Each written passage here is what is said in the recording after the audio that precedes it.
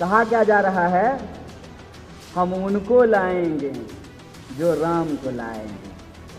मेरा बहुत एक तार्किक प्रश्न है, मैं तो ये बात समझ में ही नहीं पा रहा हूं। आरएसएस बना 1925 में, रामायण हुआ त्रेता युग में, तो ये राम को कैसे लेकर के आए हैं?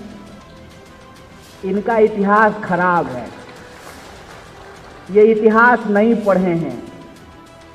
ये इतिहास अगर पढ़े होते तो ये बात बोलने से पहले 100 बार सोचे होते। आज के डेट में इनकी जरूरत कम और आदत ज्यादा बन गई है। आज से जासूसी कर रहे हैं। जब देश में स्वतंत्रता संग्राम चल रहा था तो अंग्रेजों की जासूसी किया करते थे। जब गुजरात में थे तो एक महिला की जासूसी किया करते थे। आज दिल्ली में बैठे हैं तो सरकार का, जज का, मीडिया का और वो तमाम लोग जो सरकार से सवाल पूछ सकते हैं उनकी जासूसी करा रहे हैं। करा लीजिए ना, अरे डर थोड़ी लगता है। आप पूछिए सरकार से कि सरकार बहस चाहती है। सरकार अगर बहस चाहती है तो प्रधानमंत्री संसद से क्यों गायब रहते हैं? सरकार अगर बहस चाहती है तो प्रधानमंत्री क्यों नहीं प्रेस कॉन्फ्रेंस बुलाते हैं और इस देश के लोकतंत्र का चौथा पिलर कहा जाता है मीडिया को, उसके सवालों का जवाब क्यों नहीं दिया जाता है? मीडिया भी हम ही से सवाल पूछ रही है, वोटर भी हम ही से सवाल पूछ रहा है और सरकार भी जो है, जो सवाल पूछने वाले लोग हैं उनको पकड़ पकड़ करके अपनी पुलिस से थाने में सवाल बैठा के पूछवा रही है। हमारा क्या है? लेकिन आप पूछिए ये सवाल, किसके लिए, किसके कहने पर इस देश के लोगों की जासूसी की गई? संसद का बजट सत्र चल रहा है, इससे पहले भी कई सत्र हुए हैं और उस सत्र में हमने क्या देखा है कि प्रधानमंत्री कम और भाजपा के प्रचार मंत्री ज्यादा हैं। वो संसद में कम और भाजपा की रैलियों में ज्यादा होते हैं। जितना दिन वो पार्लियामेंट में रहे हैं उससे ज्यादा दिन वो विदेश में घूमे हैं। तो जब प्रधानमंत्री ही संसद में मौजूद नहीं हो, जब सरकार के मुखिया ही संसद में मौजूद नहीं हो, तो संसद में कितनी सकारात्मक बहस के लिए सरकार तैयार है, इसका आप अंदाजा लगा सकते हैं। लोकतंत्र कभी भी एक तरफा नहीं होता है। लोकतंत्र में सत्ता पक्ष होता है, विपक्ष होता है। विपक्ष के सवाल होते हैं, सरकार के जवाब होते हैं। लेकिन पिछले आप लगातार कई सत्रों में ये देखो होंगे कि टीवी न्यूज चैनल वाले लिखते हैं, दिखाते हैं कि इस बार का सत्र भी हंगामे के भेंट चढ़ने के आसार। विपक्ष कर सकता है कई मुद्दों पर हंगामा। उन मीडिया के दोस्तों से एक बात कहना चाहते हैं, हम विपक्ष हैं, विपक्ष की भूमिका निभाने के लिए तैयार हैं, विपक्ष की भूमिका निभा रहे हैं। देश की जनता के जो सवाल हैं उस पर सरकार की जवाबदेही चाहते हैं। सरकार जो वादे कर करके चुनकर आई उस पर सरकार की कार्रवाई का रिपोर्ट चाहते हैं। सरकार बहस नहीं चाहती है, लेकिन पता नहीं किस प्रेम में या किस डर में आप सरकार से सवाल पूछने की बजाय संसद की जो कार्रवाई नहीं होती है उसके लिए विपक्ष को जिम्मेवार ठहराते हैं। आप खुद बताइए, क्या आपको प्रधानमंत्री ने कभी प्रेस कॉन्फ्रेंस में बुलाया है? बुलाए थे एक अभिनेता को। जानते हैं क्या सवाल पूछा है प्रधानमंत्री जी से? आम कैसे खाते हैं? भकोस लेते हैं। कैसे खाते हैं, ये सवाल होता है कि आम कैसे खाते हैं। यह प्रश्न प्रधानमंत्री से पूछा जाएगा। नहाते कैसे हैं, कौन सा साबुन लगाते हैं, नहाने के बाद डिओड्रेंट लगाते हैं कि नहीं लगाते हैं, दाढ़ी में कौन सा ब्लीचिंग पाउडर यूज करते हैं, यह प्रश्न होता है। यह प्रश्न पूछा जा रहा है। आप पूछिए सरकार से कि सरकार बहस चाहती है। सरकार अगर बहस चाहती है तो प्रधानमंत्री संसद से क्यों गायब रहते हैं? सरकार अगर बहस चाहती है तो प्रधानमंत्री क्यों नहीं प्रेस कॉन्फ्रेंस बुलाते हैं और इस देश के लोकतंत्र का चौथा पिलर कहा जाता है मीडिया को, उसके सवालों का जवाब क्यों नहीं दिया जाता है? क्यों नहीं सरकार से पूछा जा रहा है? अरे हमारा छोड़ दीजिए, हम लोग का क्या है, हम लोग विपक्ष में हैं। हमारी तो हालत यह है कि मीडिया भी हम ही से सवाल पूछ रही है, वोटर भी हम ही से सवाल पूछ रहा है, और सरकार भी जो है, जो सवाल पूछने वाले लोग हैं उनको पकड़ पकड़ करके अपनी पुलिस से थाने में सवाल बैठा के पूछवा रही है। हमारा क्या है?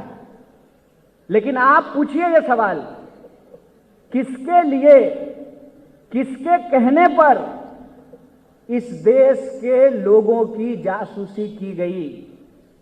किसके कहने पर जज की जासूसी की गई?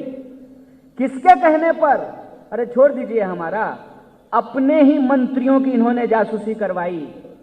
और एक बात मैं बता दूं, एक कहावत है, चोर चोरी से गया कि तुम्बा फेरी से गया। जासूसी आज के डेट में इनकी जरूरत कम और आदत ज्यादा बन गई है। आज से जासूसी कर रहे हैं। जब देश में स्वतंत्रता संग्राम चल रहा था तो अंग्रेजों की जासूसी किया करते थे। जब गुजरात में थे तो एक महिला की जासूसी किया करते थे।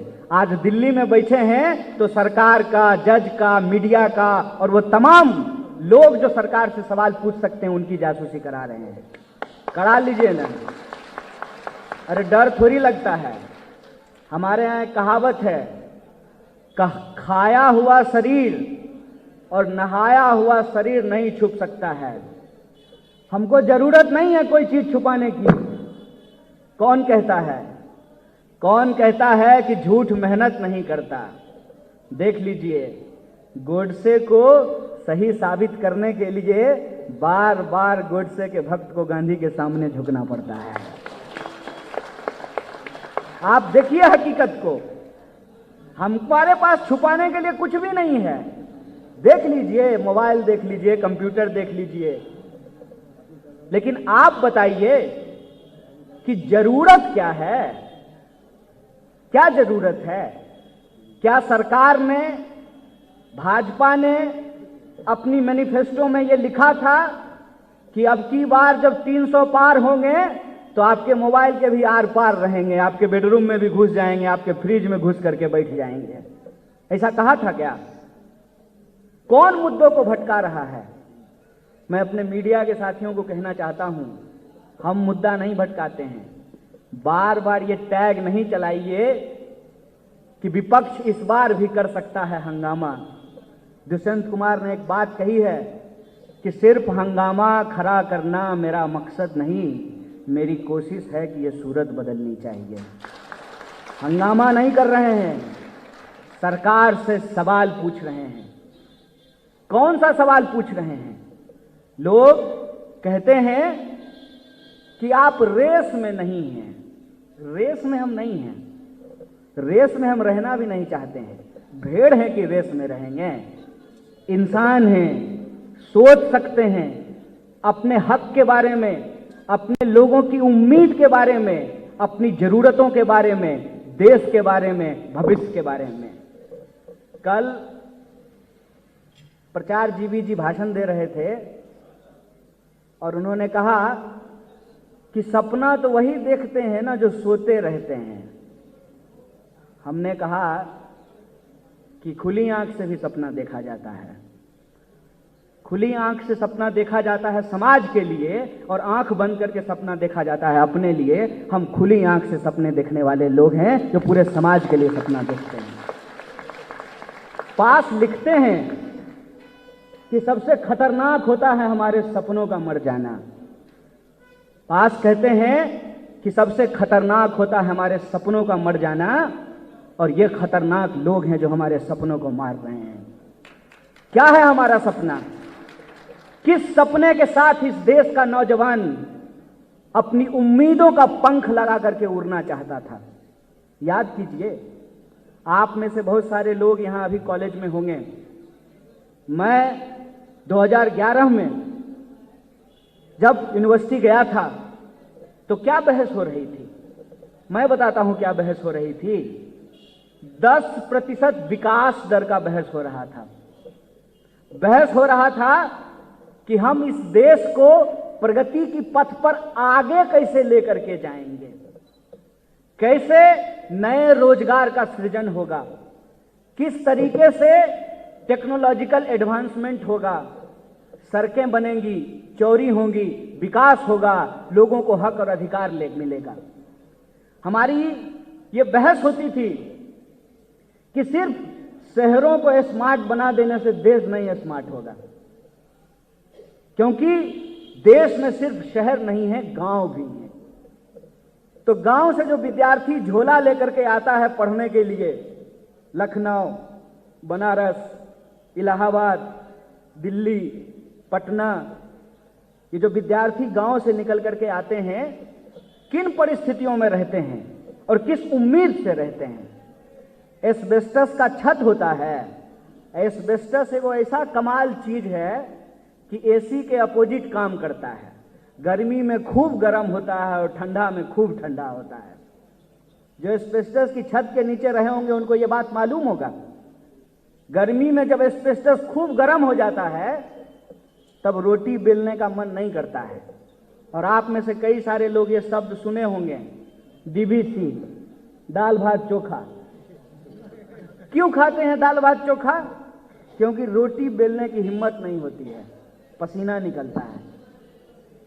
रोटी बेल करके, चोखा बना करके, खिचड़ी खा करके और साइकिल ले करके ये कोचिंग से वो कोचिंग, वो कोचिंग से वो कोचिंग, इस उम्मीद में घूमते हैं कि सरकारी नौकरी मिलेगी, बहाली आएगी, भर्ती होगी।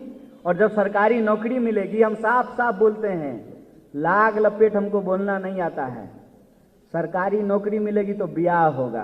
क्या रे बुतरू हंस रहा है पीछे? सरकारी नौकरी होगी तो ब्याह होगा, बायोडेटा जाएगा, चौराई से बाबूजी बोलेंगे हमरा बबुआ को रेलवे में नौकरी हो गया है। सोच के देखिए, रेलवे बचेगा ही नहीं तो नौकरी लीजिएगा मंगल ग्रह पे, कहां मिलेगा नौकरी? ये सवाल है। और इस सवाल को गुमराह करने के लिए कहा क्या जा रहा है? हम उनको लाएंगे जो राम को लाए हैं। मेरा बहुत एक तार्किक प्रश्न है। आप सब लोग लखनऊ के लोग हैं, अवध का इलाका है, अयोध्या है, अयोध्या कहा जाता है प्रभु श्री राम की नगरी है। मैं भी बिहार का रहने वाला हूँ, मिथिला का रहने वाला हूँ, और मिथिला के बारे में कहा जाता है कि वो माता जानकी की जन्मभूमि है। मैं तो ये बात समझ में ही नहीं पा रहा हूँ। आरएसएस बना 1925 में, रामायण हुआ त्रेता युग में, तो ये राम को कैसे लेकर के आए हैं? इनका इतिहास खराब है, ये इतिहास नहीं पढ़े हैं। ये इतिहास अगर पढ़े होते तो ये बात बोलने से पहले 100 बार सोचे होते। हम राम को लाएंगे कि राम हमको लाएंगे? सोच के देखिए, कौन राम को लाएगा? हम लाएंगे कि राम हमको लेकर के आएंगे? ये राम को नहीं लाए हैं, ये नाथू राम को लाए हैं। इस बात को याद रखिएगा।